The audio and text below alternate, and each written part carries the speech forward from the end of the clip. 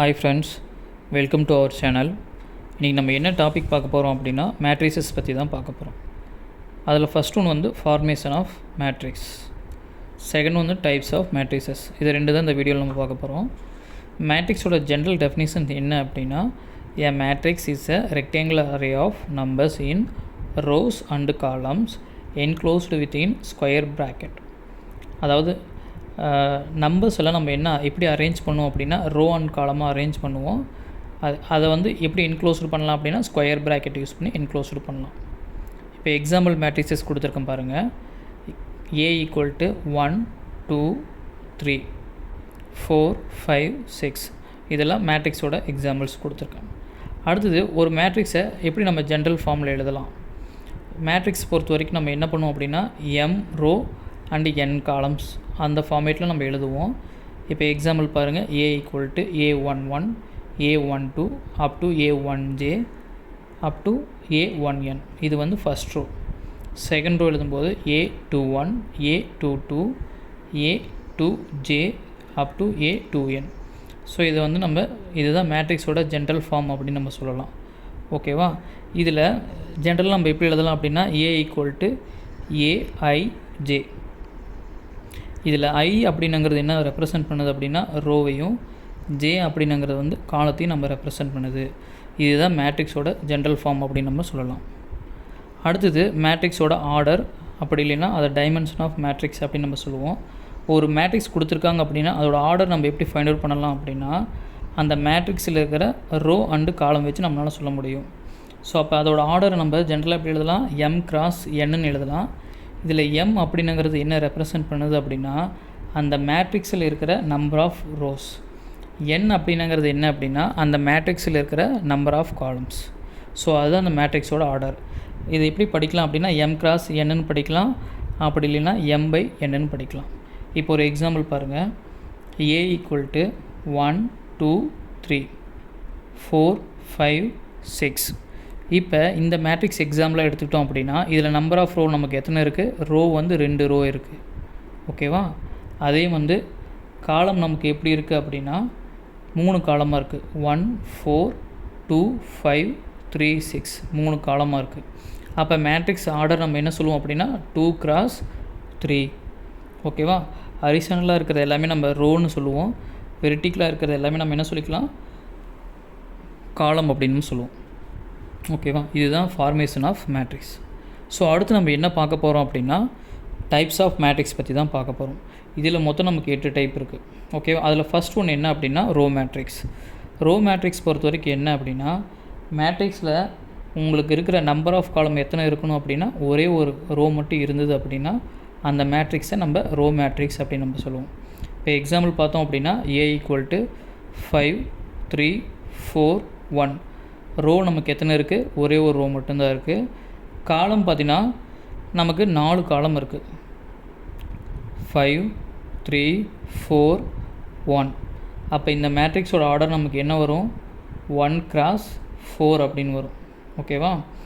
Row மேட்ரிக்ஸோட general எப்படி நம்ம represent பண்ணலாம் அப்படின்னா 1×n நம்ம ரெப்ரசன்ட் பண்ணலாம். இதுதான் நம்ம ரோ மேட்ரிக்ஸ் அப்படின்னு நம்ம சொல்லுவோம். செகண்ட் டைப் என்ன அப்படின்னா காலம் மேட்ரிக்ஸ்.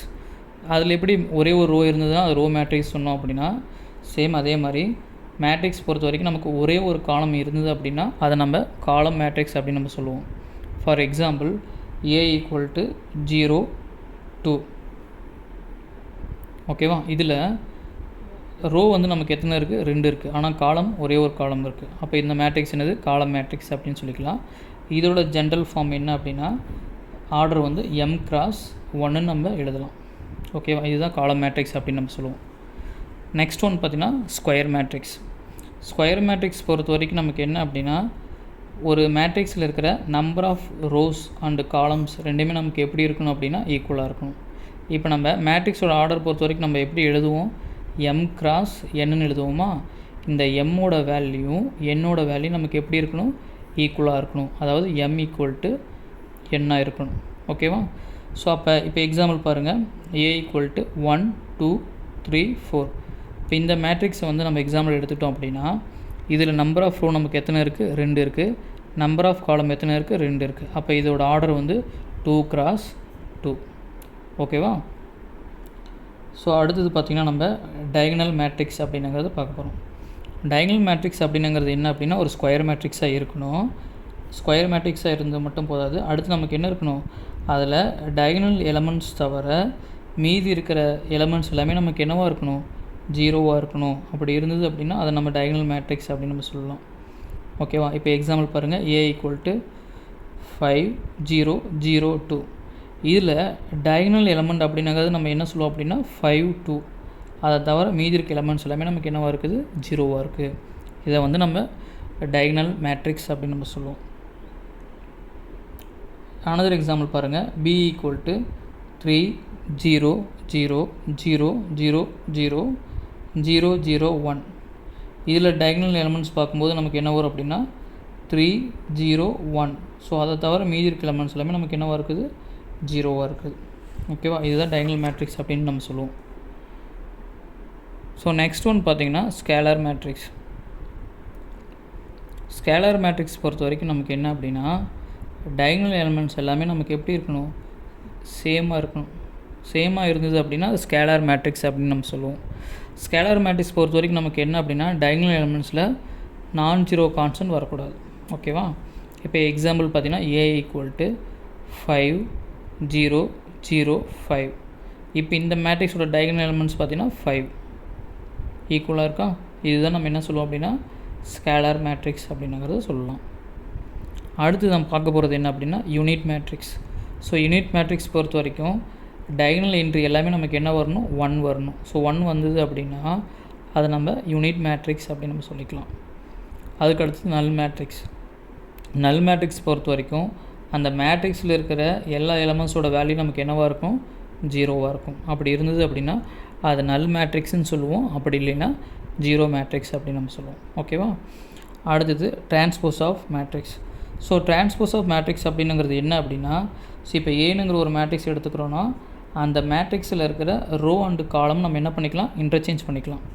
ஸோ அதுதான் ஏ டிரான்ஸ்போஸ் அப்படின்னு நம்ம சொல்லுவோம். ஓகேங்களா? இப்போ ஒரு எக்ஸாம்பிள் பாருங்கள், A = 1 2 5 3 4 6. இப்போ இந்த மேட்ரிக்ஸோட ஆர்டர் பார்த்திங்கன்னா நமக்கு என்ன வரும், 2 x 3. இப்போ இந்த ஏனுங்கிற மேட்ரிக்ஸை நம்ம என்ன கண்டுபிடிக்க போகிறோம் அப்படின்னா டிரான்ஸ்போஸ் எடுக்க போகிறோம். ஸோ டிரான்ஸ்போஸ் எடுக்க போகிறப்ப நம்ம என்ன பண்ணிக்கலாம், ரோ வந்து காலமாக இன்டர்சேஞ்ச் பண்ணிக்கலாம். அப்போ இதில் ஃபஸ்ட் ரோ நமக்கு என்ன இருக்குது, 1 2 5 இருக்கா. இதை நம்ம என்ன பண்ண போகிறோம், காலமாக இன்டர்சேஞ்ச் பண்ண போகிறோம். அப்போ காலமாக இன்டர்சேஞ்ச் பண்ணும்போது 1 2 5. செகண்ட் ரோவில் பார்த்தீங்கன்னா 3 4 6. இதை காலமாக இன்டர்சேஞ்ச் பண்ணும்போது 3 4 6. ஓகேவா? அப்போ இதோட ஆர்டர் பார்த்திங்கன்னா நமக்கு என்ன வரும், 3 x 2. இதுதான் டிரான்ஸ்போஸ் ஆஃப் மேட்ரிக்ஸ் அப்படின்னு நம்ம சொல்லுவோம். ஓகேவா? ஸோ இப்போ இந்த வீடியோ பொறுத்த வரைக்கும் நம்ம என்ன பார்த்தோம் அப்படின்னா மேட்ரிக்ஸோட ஃபார்மேஷன்ஸ் பார்த்தோம்.